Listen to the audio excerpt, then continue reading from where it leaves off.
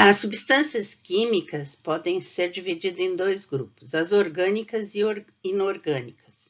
Essa distinção é muito antiga, né? Vinha da crença que as substâncias presentes nos seres vivos, proteínas, açúcar, vitaminas, somente podiam ser produzidas por organismos vivos, jamais em laboratório. Essas substâncias foram denominadas orgânicas e todas as demais de inorgânicas. Mas isso é uma crença do século XIX, né?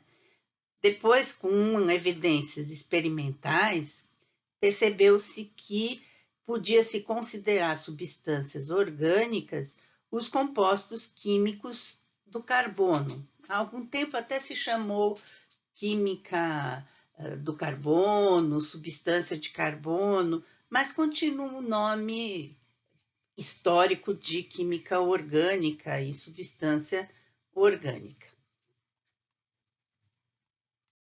Nesse contexto de classificação, chamou-se substâncias inorgânicas aquelas que não contêm carbono na sua composição, mas isso tem um limite, porque existem substâncias inorgânicas que têm carbono, como é o caso do gás carbônico, o dióxido de carbono, o monóxido de carbono, a grafite, o diamante, o ácido carbônico, o ácido cianídrico, sais de carbonato e sais de cianeto. Então, as substâncias inorgânicas são ácidos, sais, bases e óxidos, e que nós vamos ver algumas propriedades delas que são significativas e diferentes. No próximo slide, a gente tem uma orientação para esse primeiro webfólio desse semestre. No webfólio, vocês vão ver que materiais colocaria em cada um dos subgrupos dessas substâncias inorgânicas. Tentem buscar materiais que sejam aqueles relacionados à engenharia. E que características me permitem fazer essa classificação em sal, ácido, base e óxido, tá? Os óxidos são compostos químicos formados pelo oxigênio e outro elemento, só não pode ser o flúor por causa da relação da eletronegatividade. E os óxidos têm uma característica que é em relação ao seu papel de destaque na poluição. E assim, a poluição não é algo que é recente, não. Há mais de 2000 anos, teve um filósofo romano, Sêneca, que já dizia que tinha poluição em Roma. Vejam que está no escrito dele, né? Poluição atmosférica nós estamos falando. E lá para 1200 e pouco, quase 1300, o rei Eduardo de Londres fez uma lei antipoluição por causa da queima do carvão que estava poluindo muito. E Londres tem uma característica climática que eles formam um fog, que é uma espécie de neblina, e que quando tem a poluição, aumenta muito mais os problemas causados por ela.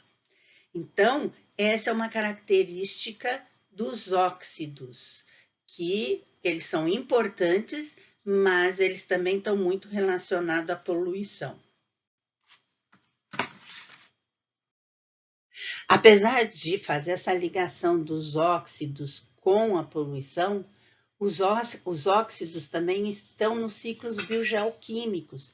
Esses ciclos, eles são responsáveis pelas transformações que ocorrem no planeta. As transformações físicas, químicas, biológicas, geológicas, né?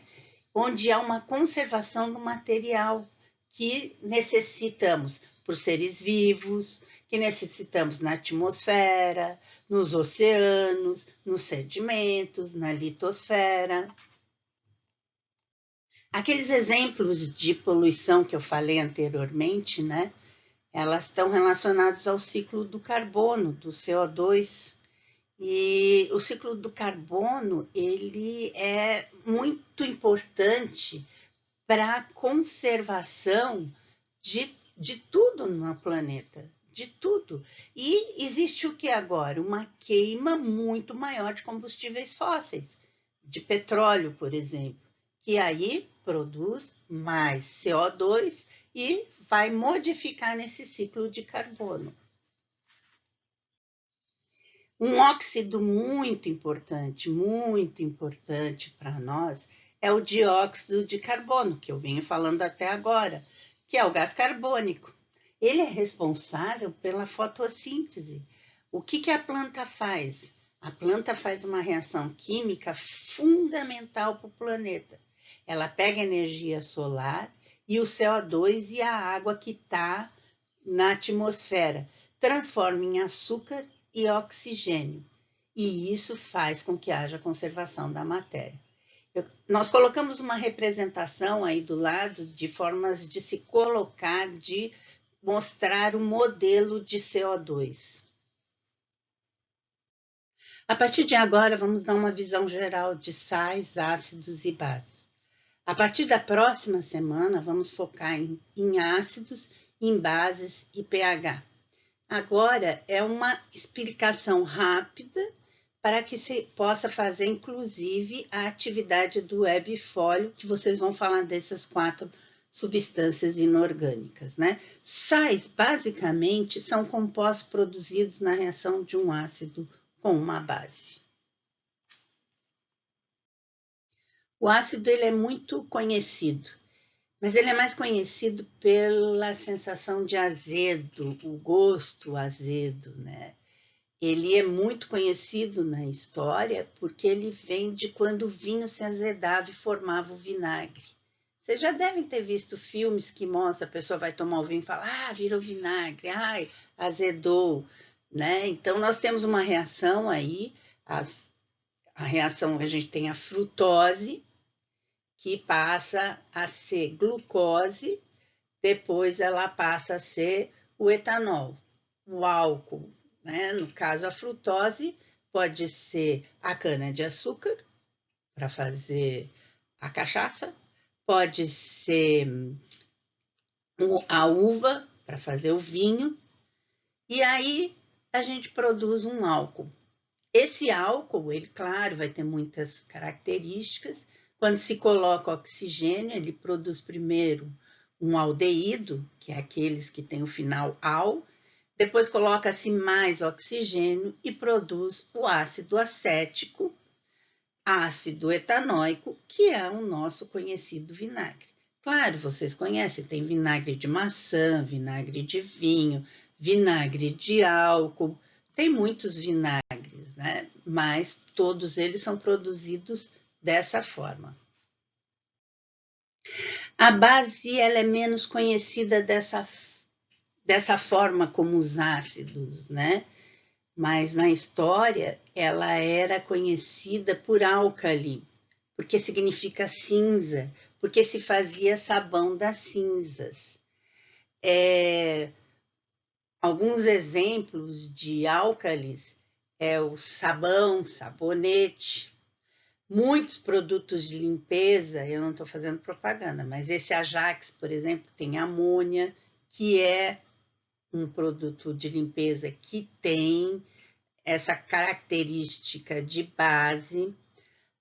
Aqueles limpadores de forno, eles são puro soda cáustica ou hidróxido de sódio. Desentupidores de pias também são soda cáustica, hidróxido de sódio, são bases. Estamos trazendo alguma importância dos ácidos, bases e sais, né? Os ácidos e as bases são importantes para a fabricação de inúmeras substâncias, né? A gente enumera aí as substâncias. Mas eu queria dar um exemplo para vocês que tem relação com a minha história. No colegial, antigamente o ensino médio chamava colegial, eu fiz um curso técnico junto em São Paulo, técnico têxtil, e eu fui para a área da química têxtil. Então, quando vocês olham aquele tecido mercerizado, toalha, quando aparece escrito na toalha, assim, alta absorção, fio mercerizado. O que é um fio mercerizado? Aí vai mostrar muito a ação de um álcali, de uma base. Pega-se o fio de algodão e faz um tratamento com o hidróxido de sódio, soda cáustica, né, que é um álcali, uma base, todos esses nomes a gente pode dar, e aí a fibra incha. Essa fibra inchando, ela fica mais absorvente de água.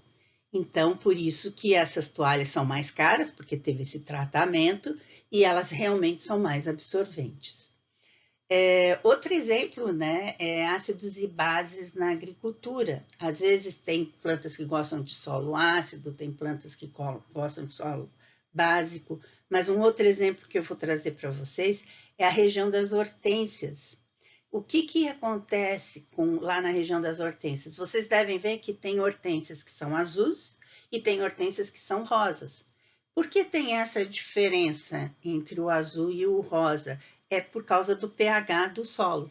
Se o pH for ácido, ou seja, se o solo é ácido, a hortênsia é azul.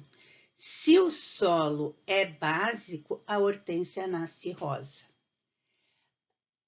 Aí tem outros exemplos, né? A acidez e a basicidade de sistemas químicos, biológicos e geológicos.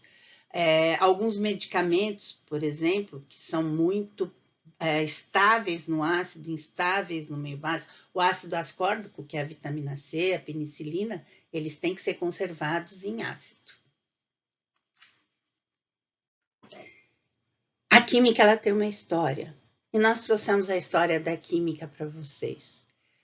O primeiro químico, vamos dizer assim, a pensar sobre os ácidos e as bases foi o Boyle, muito famoso na química, no século XVII, lá para 1600.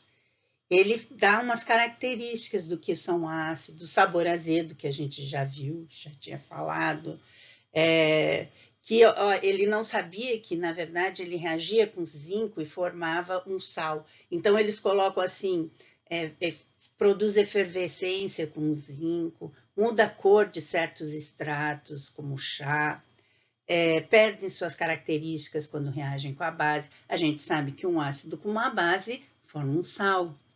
E aí ele também fala que a base tem um sabor amargo, elas são escorregadias, mudam a coloração dos indicativos e também perdem suas propriedades quando reagem com os ácidos. Isso é uma questão histórica para vocês. Agradecemos mais essa aula. Nós vamos colocar um vídeo para vocês que vai falar sobre os óxidos e as reações dos óxidos. E no Webfolio vocês podem comentar as aprendizagens, o que aprenderam, o que não aprenderam, o que tiveram que buscar em outros, entrar em contato conosco, com a Emily, e uma boa semana.